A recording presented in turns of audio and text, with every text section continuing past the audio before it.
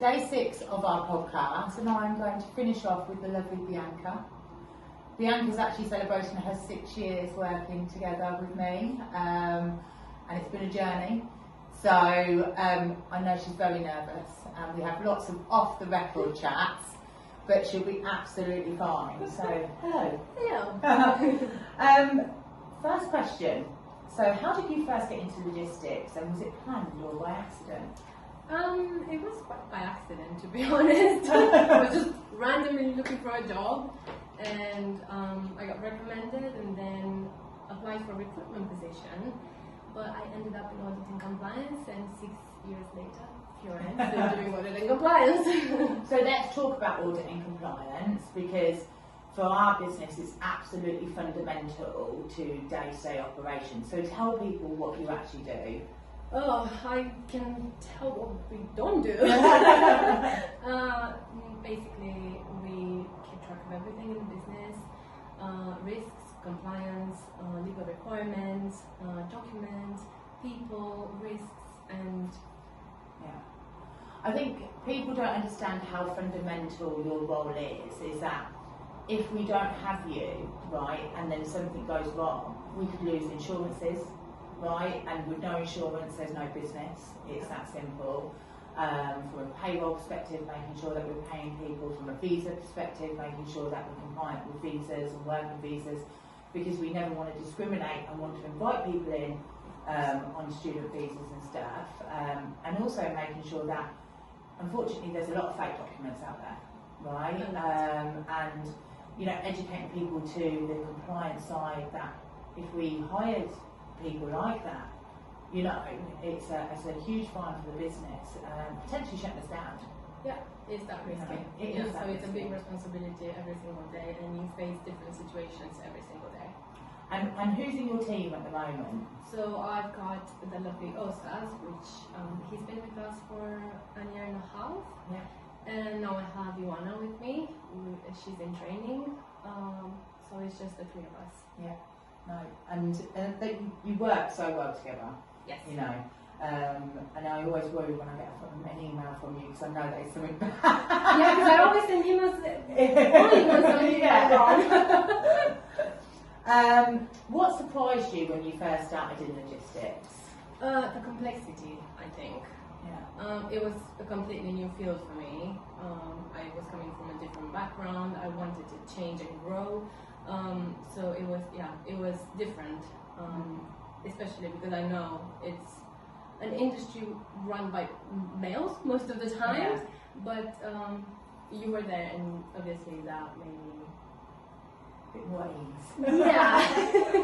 Yeah. And how have you found, obviously, we have more men in our industry and in our business as well, so how have you found that, obviously being a woman and a head of such an important department? Have you found any challenges, or? Sometimes it's challenging. Yeah? Yeah. And how do you overcome that? I think just by being myself and just informing people about where I stand, yeah. What I do, and why I do it. And as far as they understand these kind of things, then I think you earn the trust as well. Yeah, exactly. Yes. Exactly, you're protecting them with yeah. what you're doing essentially, yeah. in your role. So, you know, it's just got education, accountability, yeah. you know, yeah. And that's what people need to take. Do you feel like you've ever had to prove yourself more than Sometimes. others? Okay. Sometimes, yeah. Yeah. But not too many times. Yeah. With some people, you have to. Yeah. Okay. And what strengths do you think that you bring to the table as well, being a woman in your position? Well, I'm a good listener. I care about people, and I treat them as I would like to be treated. Yeah. And I think that makes the difference. Yeah. Because I treat everyone the same. Awesome. Okay.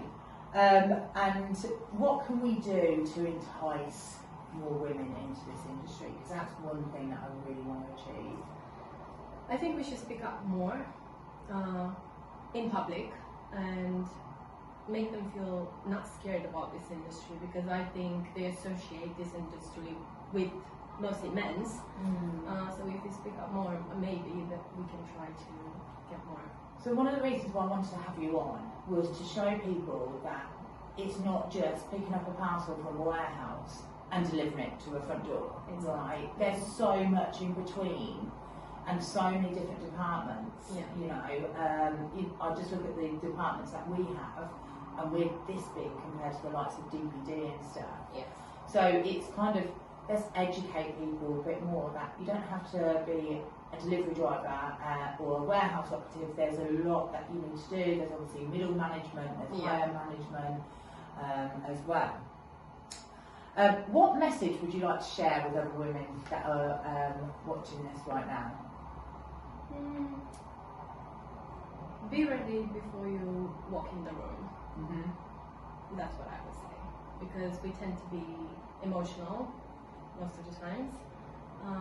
So you always have to be ready for everything and go in straight in. Yeah.